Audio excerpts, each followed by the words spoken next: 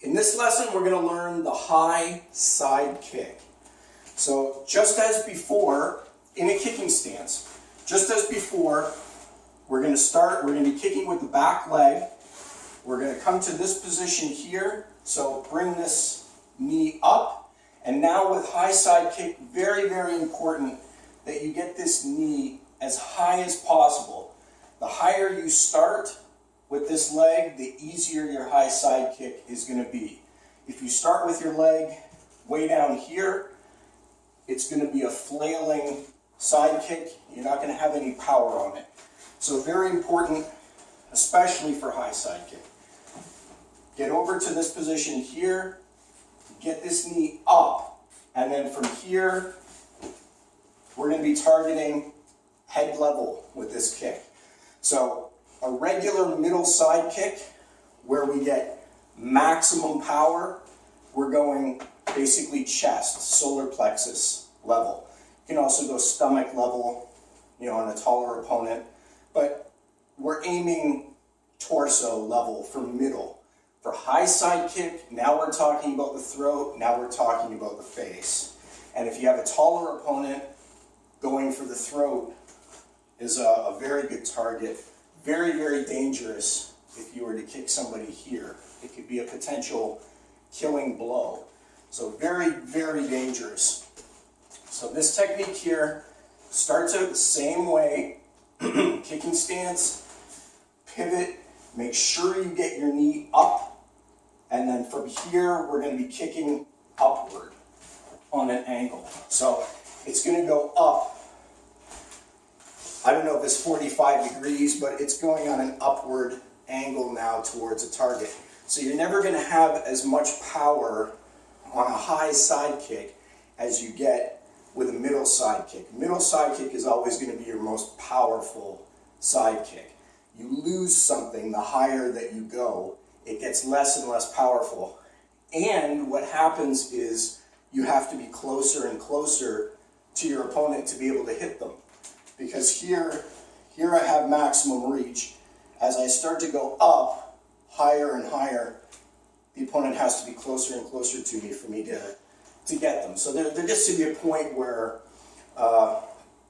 you can only go so high with a high side kick, and then you're not going to have any power at all. And if you go too high, you can put yourself off balance from hitting an opponent if you try to kick too high with a high side kick. So that's why I say think head level, think neck level of your opponent. Don't try to go way, way up with this kick, because you just put yourself off balance and you won't be able to really deliver any force into the kick.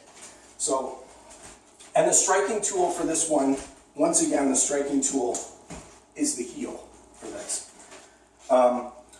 In select applications, if you're going for the throat, for example, instead of using the heel as a striking tool, you can also use the blade edge of the foot.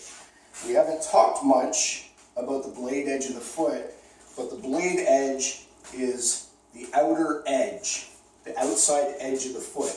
So instead of kicking this way with your foot, you would be kicking this way with your foot. So turning it over as if you were stepping down on the ground out in front of you like this, right? Instead of having your foot this way, your foot would be like this.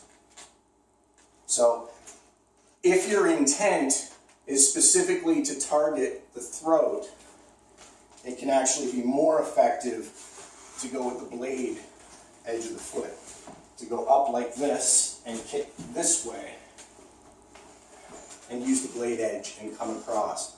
Because it can sneak in there where the heel might not get in, this tight gap here, the blade edge of the foot can sometimes slide in between. So I don't think I had mentioned blade edge of the foot previously in my other videos doing side kick, but now that we're starting to get up into some of the higher level techniques, again, need to know basis, we can start to talk about some of these other striking tools. So, but I'm just gonna use the heel in this video, and I'm going head level. So looking at it from the side, so from a kicking stance, you're going to come around to this position here. Again, very important that you get this knee up. If you allow the front leg to drop, then your side kick is going to be a flailing side kick. It's going to look kind of like a high lifting. It's not going to have any power on it. You don't want that. So from here, up, knee up, and then straight at the target. Bring it back, put the foot down in front, and do the double low block. So snap it out there, strike, and quickly retract the leg. So from here, again, up to this position here, kick, and now it becomes the front leg, and do a double low block. So practicing by count. So high side kick. So from here, 2, 3, turn around,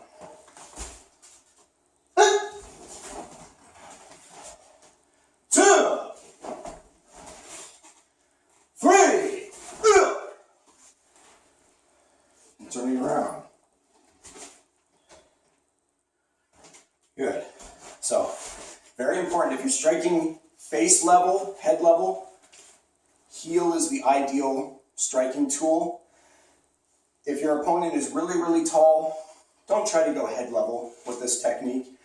Kick for throat level. Or if your opponent is really, really tall, then your high side kick might actually just be chest level on them. And that's okay too. So, you're kicking relative to your own body height. So ideally, if we're all the same size, a high side kick, we'd like to kick somebody at head level.